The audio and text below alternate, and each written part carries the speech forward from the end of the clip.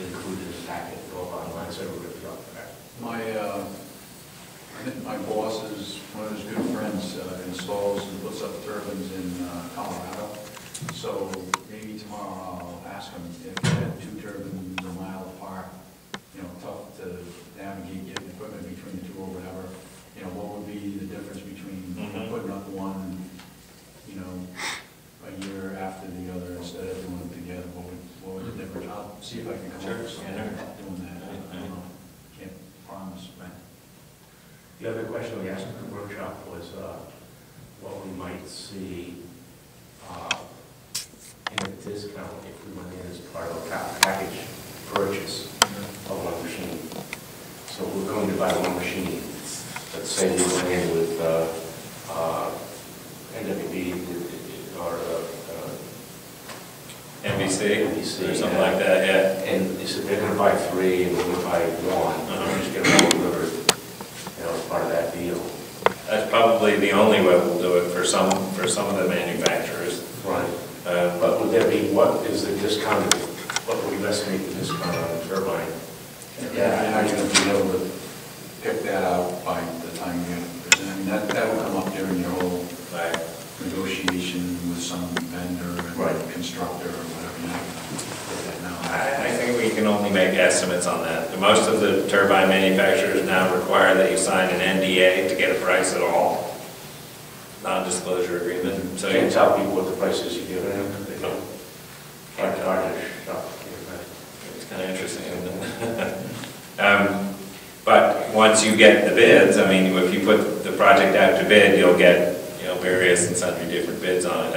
And the estimations that we've made are based on industry practices to date, right? So what we've seen so far. Which means that if you got 3 bids, you couldn't tell anybody what your bids were? No, you can, that's what I'm saying. So the committee will be able to review those 3 and see what the differences in the prices are. But how about outside of that? The public might want to know that. Actually, that's a really good question, and I know they deal with that all the time because for municipal projects, it's basically open forum. How can you deny anybody that, right? Remember that bids where you can't tell the public what to do? So how do you know the committee is I know they're strongly with that because it's a question, and maybe open meetings, you'd have to have an executive session. Potentially, the only thing would be if you know, once you've decided, you can disclose it, or I don't know. I'm not sure. I don't really know how you can stop it from being disseminated. Yeah. Right. And particularly for a town. I mean, the non-disclosure stuff usually for that kind of equipment is the technical aspects of, you know, if they did a pro forma, you know, what the output is. in this case, it's just the opposite. I mean, the technical stuff is out there in gory detail, and they make you sign the NDA for the project itself, you know, because I think you're allowed to negotiate with them. Here's what I'd like you to do, you know, can you do this for me? And they don't want other people to know what's going on right then. After the fact, I suppose you can find out almost anything, and certainly if it's for a municipal project. But So if you do it on a quals basis, the quals package, you know, you Everything's there. qualified, then you pick who you're going to negotiate with, and maybe you're right. And I could do that, right? I think they have to submit a price. That's what happened in Portsmouth, and what happened for the Narragansett project. People had their prices right out there. Yeah. Although, you know, they don't necessarily have to do that. I mean, I think they could probably submit a bottom line price and break it out in categories rather than specifically. Depends on how it's asked for. That's probably what will happen, something more like that. You know, actually thinking about the Narragansett project, it wasn't a manufacturer design build, it was a power purchase agreement that they're going to do with the state. So all they did was negotiate or bid rather a bottom line price for delivered electricity. Slightly different. So what's their reason for doing this that would be different from anybody else who's trying to put out a bid and sell a product? I'm sorry, why would they? For not having a disclosure of price. I mean, what's the logic that would make it acceptable? Because they're sort of more like one-off things than something you buy off the shelf. So they negotiate all kinds of different prices. And I suppose during any negotiation, you don't want you don't want a lot of people knowing exactly what you're doing, I suppose. I'm not really sure. But for the buyer, that's, you want to know exactly if this They'll tell you. This price gives you actually Absolutely. something you never even thought of that the other prices don't give you. Well, we commonly go to 3 or 4 of them and say, give us a price, and they'll give us an NDA. I mean, they make us sign an NDA. We will find out the price, and then we'll use some version of it in a feasibility study, like dollars per kilowatt hour or something. Which you had to do in this case, because you had to come up with some number for the price of these 2 turbines. Right, exactly, Bob, do you want to comment on the recommendation notion that's? I'll wait for a week. Okay. Okay. Anybody want to make a motion? He's becoming a good politician already. Yeah. Only few of you can make Right. motions. I'd like to make a motion. Bucky, how about you? I'll make a motion that we recommend to the town council that we install you want me to pick the size? Yeah, sure. Okay, a 1.65 megawatt at both Fort Getty and Taylor Point.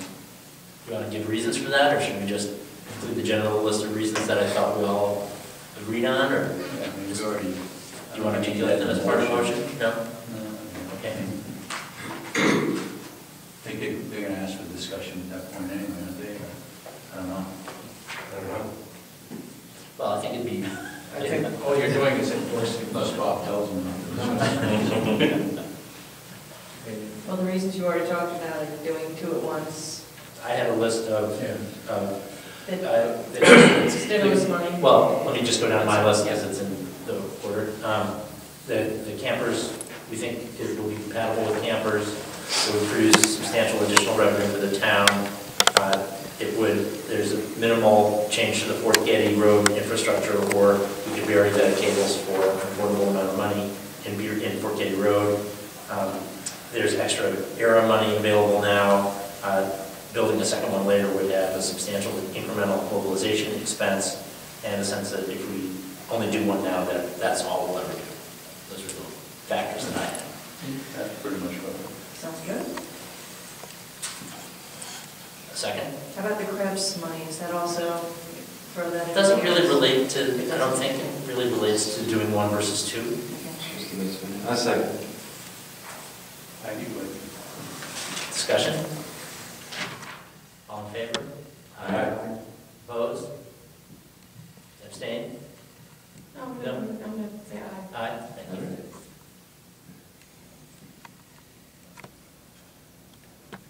Good.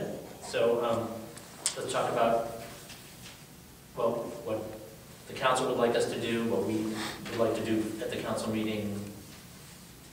Do you have a sense of what would be useful? I think getting it, as we mentioned already, and Abby's got some notes on how to do it, I think getting the table with explanations of how the numbers were derived, I think that would be the most useful thing.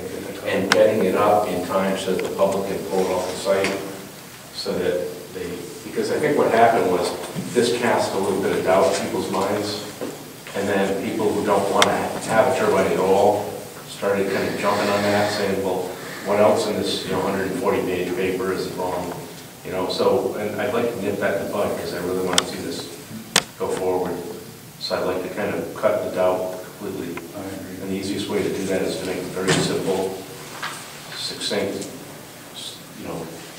statement about how you came to the number and what it includes and what it doesn't include. Yeah, that's. Have Danny That's not kind of be where the we one left writing it. it. Yeah.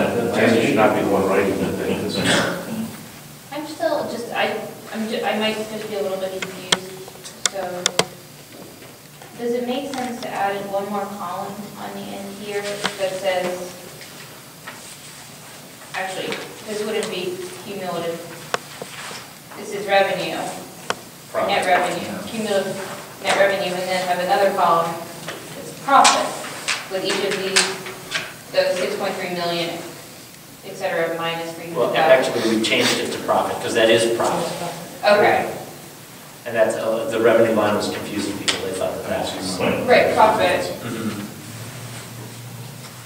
Net revenue and profits. The same thing. Right. But this table still doesn't really address the question of the